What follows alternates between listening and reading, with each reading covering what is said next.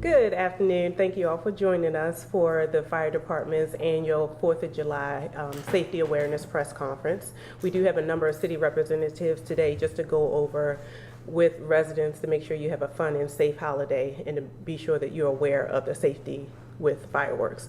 And to kick us off is the Honorable Mayor Catherine E. Pugh. So Blair, let me say thank you, and thank you, Fire Department, for this annual press conference. And our whole goal really is to make sure that everybody is safe during this biggest, largest celebration holiday. Well, I guess that's outside of the New Year, but anyway. Right. But it is one of the biggest fireworks-related holidays in this country, and certainly in our city. So our goal is to make sure that all of our citizens in Baltimore are safe, that you are aware of what you should and should not do. And we also wanted to highlight the importance of not just being safe, but being cool and hydrated. And we'll talk a little bit later about the Code Red days, because today is a Code Red day, tomorrow is a Code Red day, and the health department is going to talk about where those cooling centers are, what we're doing for our seniors specifically, and we'll talk about the festivities that will take place at our spectacular Inner Harbor from 7 p.m. till 10 p.m. Ooh, that's a long time. Okay. Fireworks will start at 9:30 p.m. and there are several locations throughout the downtown Baltimore where you can go and experience our fireworks display. And you know, we used to be able to experience them up at the park in my neighborhood, but we're fixing the water system up there, so to my neighbors, you won't be able to do that this year. So come on downtown to the Inner Harbor. And Fire Chief, did you want to, or Lieutenant Kevin Williams, you want to bring us up to date? Good afternoon, everyone. The biggest message I do want to give to everyone is leave the show to the pros. Make sure that you go out and see fireworks. I like that. Leave the show to the pros. Absolutely. You see your fireworks and let the professionals put them together. This year, consult your local newspaper for where you can find fireworks displays.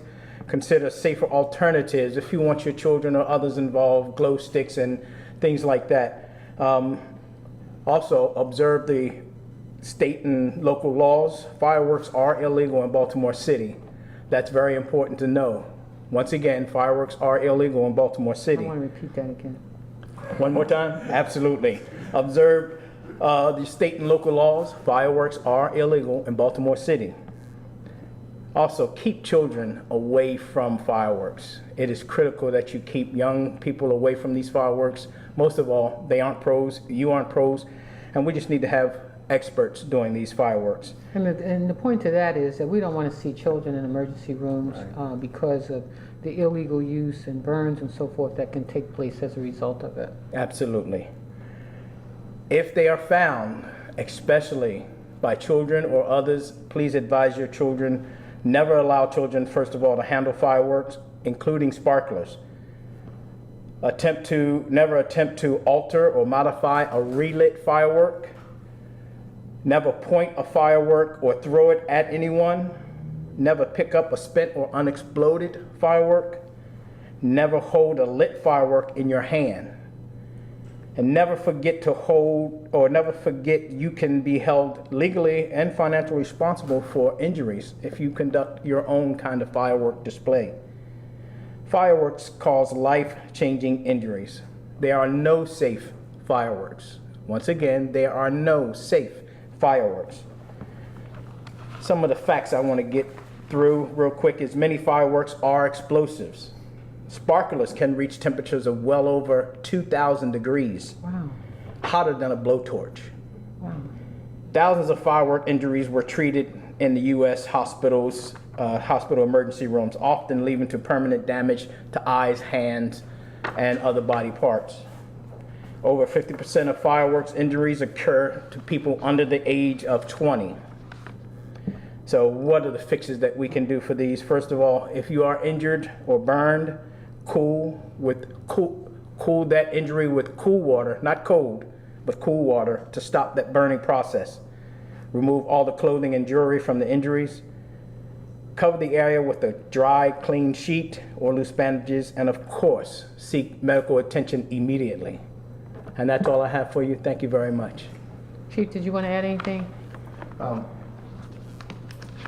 Over 18,000 people are injured annually by fireworks, most of which are children. I can even point out from my personal experience as a young child back in Louisiana when I grew up in New Orleans. I attended a hospital, and it was called Crippled Children Hospital back then.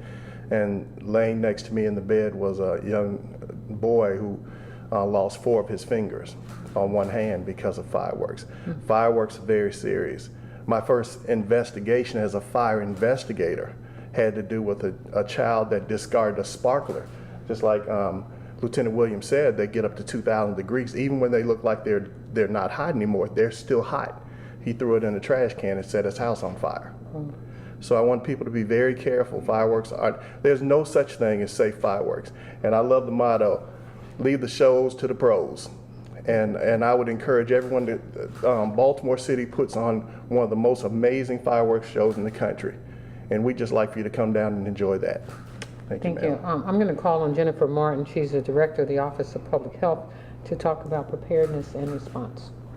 Thank you, ma'am. Thank you, Mayor Pugh. Good afternoon, everyone. As residents prepare to celebrate this week, the Health Department urges everyone to be safe in the hot weather. As you're aware, we are currently experiencing a heat wave here in Baltimore, and yesterday, today, and tomorrow have been declared Code Red Extreme Heat Alert Days by Dr. Wen. Heat is one of the leading weather-related killers in the United States, resulting in hundreds of fatalities each year and even more heat-related injuries. With temperatures forecasted to be over 90 degrees Fahrenheit over the next few days, we want to remind residents that there are steps they can take to prevent heat-related illness and death. You can reduce your outside activities and stay inside in air-conditioned locations. We also remind residents to drink plenty of water and limit their intake of alcoholic and caffeinated beverages. That's the coffee. Wear loose clothing and keep a wet cloth handy to cool off your skin. Never leave children or animals in a parked vehicle, even for short periods of time. Leaving a window open is not enough. Also, give your pets plenty of fresh, cold water and protection from the heat and sun. Pets can suffer from heat-related illness just like humans. Watch out for the signs of heat exhaustion and heat stroke, which include confusion, hot, dry, flushed skin, or cool and clammy skin, lightheadedness, and nausea. Call 911 immediately if any of these symptoms occur. Also, we want to remind everyone to be a good neighbor. Be on the lookout for anyone who might need help, including children, older adults, people without shelter, or anyone who has a chronic medical condition. Let's do our best to protect all of Baltimore's citizens. On Code Red Extreme Heat Alert Days, cooling centers are activated as they are today. Residents can call 311 to be directed to the cooling center nearest them, or they can visit the Health Department's website at health.baltimorecity.gov. Again, we want to remind residents today to take the proper precautions and to be ready for the hot weather this week. Thank you. And then we'll have remarks from Linda Ware. She's the coordinator of the Burn Rehabilitation Center at the Johns Hopkins Burn Center. Thank you and good afternoon. As we've heard, fireworks are definitely dangerous, and we're going to let the pros handle those. But I wanted to also share with you other ways people get burned around this time of year. July is the peak grilling month, and grill fires damage 9,600 homes every year. When using the grill, you want to be careful not to leave it unattended. Make sure it's away from your house or other structures. In case the grill were to catch fire, then it won't catch your house on fire. Also make sure that your grill is clean. When you're using a gas grill, a lot of times you get a buildup of grease on the bottom of it, and that is what catches fire when you're cooking. So please clean your grills before you use them. If you're using a charcoal grill, once you've lit the charcoals, do not then squirt lighter fluid back on the charcoal. I cannot tell you how many times we have people admitted with serious burns when that igniter can catches fire and then catches the person on fire and they end up in the hospital. So please do not squirt the lighter fluid back on the charcoal. And if you are having grilling, maybe keep a fire extinguisher nearby in case something were to happen so that you're prepared for the emergency. Also, with children around grills, make sure you keep an eye on them. The grill is hot and they don't realize it's hot, and they'll touch the grill, and the palms of their hand is usually what we see with bad burns in the hospital. Also be careful with bonfires, fire pits. We see lots of patients in the burn center who accidentally fall into them. You also want to be careful with the tiki torches, especially if you're having a party where drinking is going to be involved. Sometimes people can have a little too much to drink and fall into the tiki torches, fall into the fire pits, or fall into the bonfire. So please be careful with those. And when you're lighting your fires in your bonfire or your fire pit, please do not use gasoline. We see so many patients who use gasoline as an accelerant for a fire. The liquid part of gas is not what is flammable. It's the fumes, and those fumes you can't see. And by the time you smell them, it's too dangerous and too late. Many times people are using gas to accelerate the fire, and they end up in our burn center for months and months on end, because usually they're holding the gas can while they're doing it, and that explodes onto them. Horrible situation. Please do not use gas. We see it all the time, unfortunately. Also, please be careful with throwing things into the bonfire, the fire pits. You'll see that a lot too, where somebody throws something in there, and then who ends up getting burned is the innocent person just sitting around the fire when that thing the person threw in the fire explodes. We've seen paint cans, soda cans, all kinds of things thrown into the fire pits then explode onto the poor innocent people sitting alongside. So please don't throw things into the fires. We heard all about the fireworks, and we know that we're going to let the pros deal with the fireworks.